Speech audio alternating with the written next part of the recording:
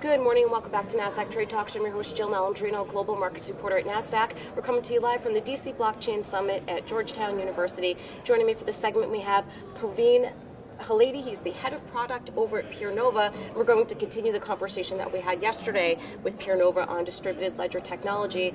Thanks so much for joining us here today. And my question to you is, are you concerned about DLT perhaps getting too fragmented? Yeah, I think it's not a matter of concern. I think it's inevitable. We are still in the early phases of the industry. It's not mature by any ways or means. So as in any other industry like we have in the web industry, the search industry, there is going to be fragmentation. It's a fact, and we have to deal with it, and our customers have to deal with it as well. Right, so how are you going to achieve interoperability? Yeah, so I think this is something that our customers are looking for. For example, if you talk to any global financial institution today, they are dealing with at least a dozen clearinghouses, and it's not realistic to expect that every clearinghouse is going to be on the same blockchain, right? So we are still way behind a time when everybody's on the same blockchain.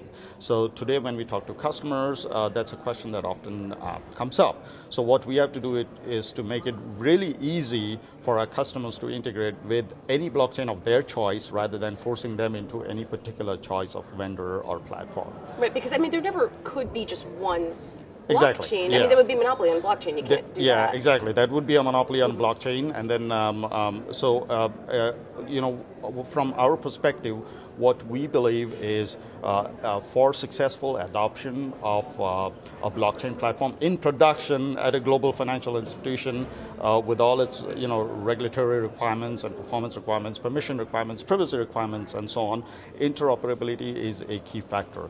And we as a company spend a lot of time thinking about it and making sure that when our product goes into production, our customers are able to seamlessly integrate with any blockchain platform that they choose. Because besides it being a monopoly, different industries have different sets of requirements and regulations, as you had suggested before. So it couldn't happen logically, it just couldn't happen. Oh, absolutely. And I was talking about only from a fintech perspective, focusing on capital markets. Right. Now, if you consider the global implications of where blockchain can be used, agriculture, supply chain, pharmaceuticals, and all that, I mean, that's even more relevant, so to speak. Right. So there's always going to be, at least initially, before you reach a phase of consolidation, where maybe a few platforms or architectures gain adoption faster than others, we're always going to see multiple blockchains being used and tested,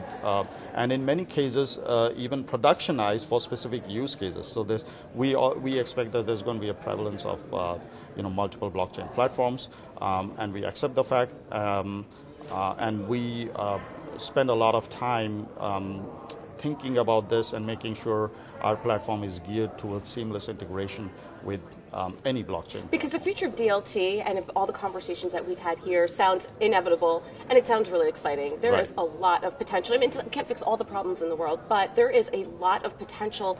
What does your vision for the future of DLT look like? Yeah, I think just like future of any other technology, it's really hard to predict what it looks like. But our hypothesis is that, or at least my hypothesis is that we're going to see continued focus on the 3 Ps, the privacy aspect of it, the permissioning aspect of it, and the performance aspect of it.